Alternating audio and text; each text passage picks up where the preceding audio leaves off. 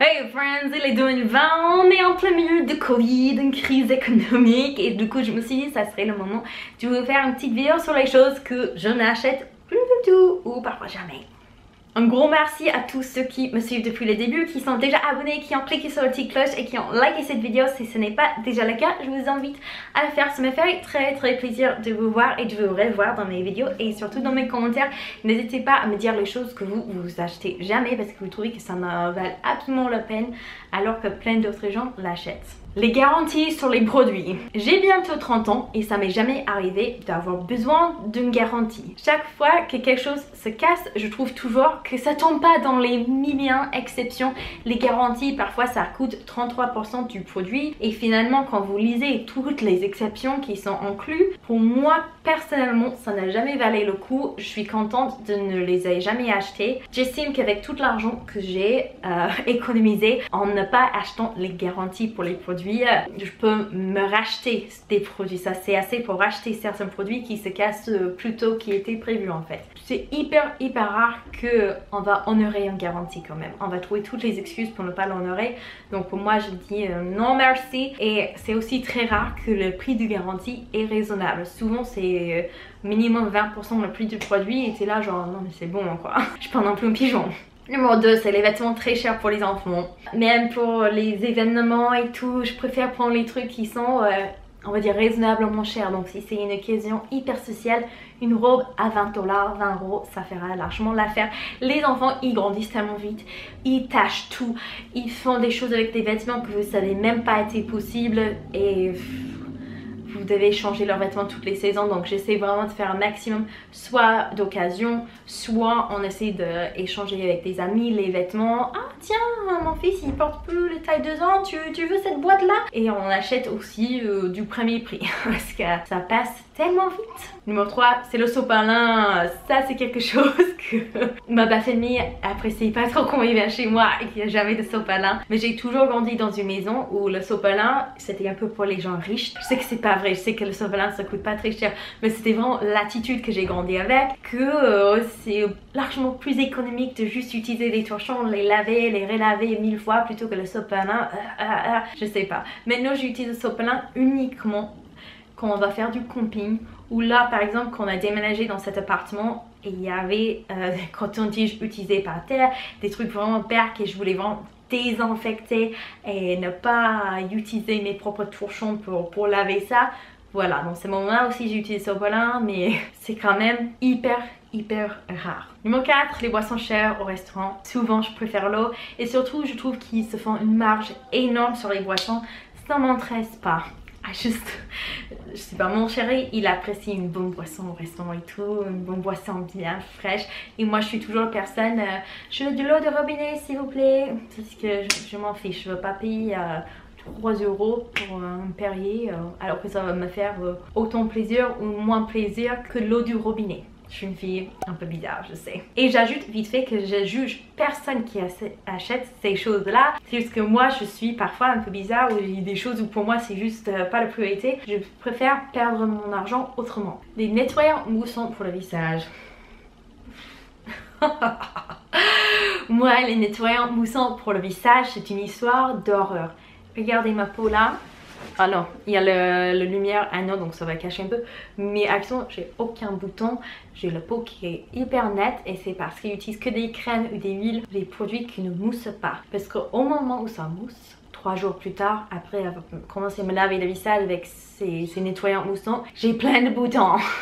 J'ai l'impression d'avoir tombé dans l'adolescence. Alors que moi j'ai utilisé des produits moussants toute mon adolescence. Donc peut-être j'aurais pu avoir une belle peau pendant l'adolescence si j'avais su que pour moi c'était quelque chose qui faisait cette réaction là. Et c'est vraiment avec tous les produits moussants. J'ai essayé certains produits qui étaient même très chers, qui m'a été envoyé il n'y a pas très longtemps. Catastrophique pour ma peau. J'ai essayé même qu'on a déménagé ici, d'insister pendant 2 mois parce que je me suis dit peut-être c'est une petite réaction au début et une fois que mon peau s'est habituée, ça va se calmer. Non, ça s'est pas calmé, ça devenait juste de pire en pire. J'avais la peau de plus en plus terne, de plus en plus de boutons, de plus en plus de décoloration. C'était problématique hein. Donc pour moi, toutes les nettoyants moussants pour le visage, je dis non. Numéro 6, c'est quelque chose que je faisais au lycée, que je ne fais plus, c'est d'acheter quelque chose juste parce que c'est soldé. Parfois j'étais là, mais ces jeans là, c'est un super prix. J'ai jamais vu les jeans soldés aussi peu cher. Alors que c'est pas forcément quelque chose dont j'en avais besoin. Parfois il y a des petites imperfections quand même ou autre.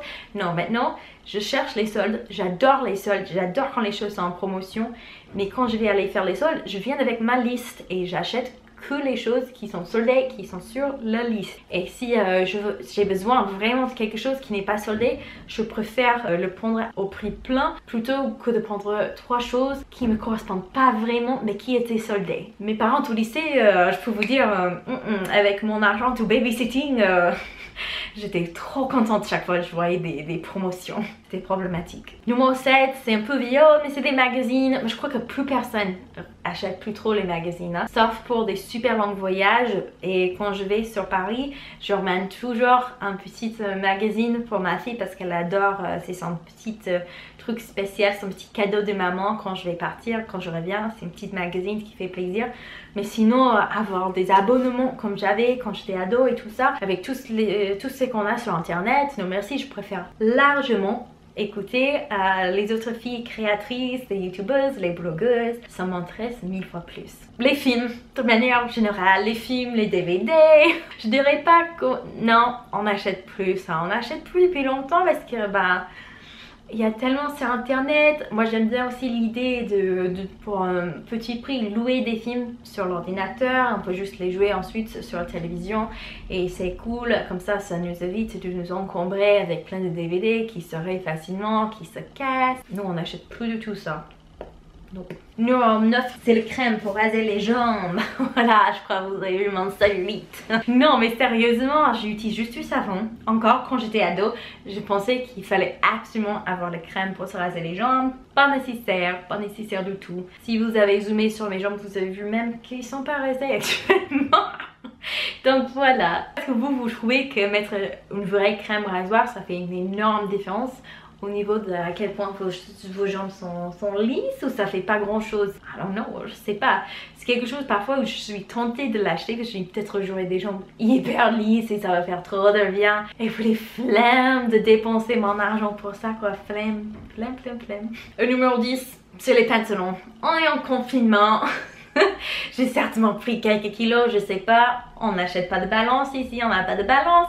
Mais j'ai pas besoin de porter des pantalons dehors du tout. Je suis tout le temps à la maison avec les enfants. Ça c'est un achat que je vais devoir reprendre d'ici peut-être la rentrée scolaire quand on va devoir ressortir en public. Mais pour le moment je suis en mode robe, petite short un peu large. Et je vis ma meilleure vie. Tadam! J'allais vous dire, j'espère que cette vidéo a été utile, mais franchement, je pense pas. Hein. Mais parfois, j'aime bien les vidéos anti-haul et j'aimerais beaucoup voir vos petites listes des choses que vous achetez plus. Et s'il y a des choses que vous achetez plus, mais vous les avez remplacées avec quelque chose de meilleur, aussi, ça serait super chouette si vous partagez ça avec nous. J'ai hâte de vous voir dans une prochaine vidéo.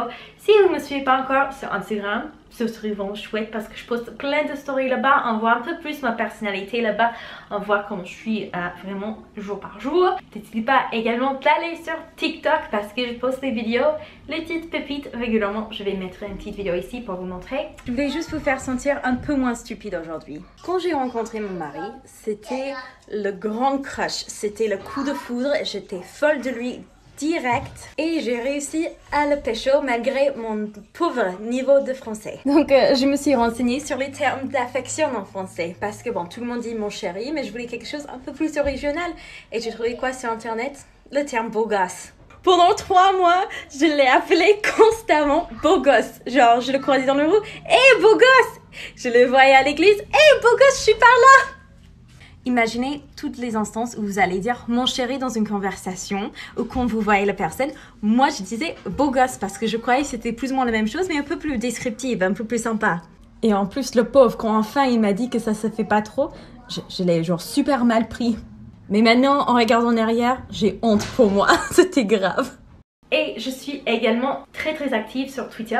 Twitter, c'est là où je vais pour dire toutes les choses que je n'ai pas le droit de dire sur ma chaîne. En gros, c'est ça parce que je sais pas si il y a beaucoup de gens qui me suivent qui me connaissent dans la vraie vie, qui suivent ma chaîne, mais sur Twitter j'ai l'impression que c'est personne dans la vraie vie, donc je me lâche un peu et vous saurez mes politiques si vous me suivez sur Twitter également. Voilà, je vous aime très fort, j'ai hâte de vous voir dans une prochaine vidéo et j'espère que vous passez une super journée. Ciao, ciao, ciao.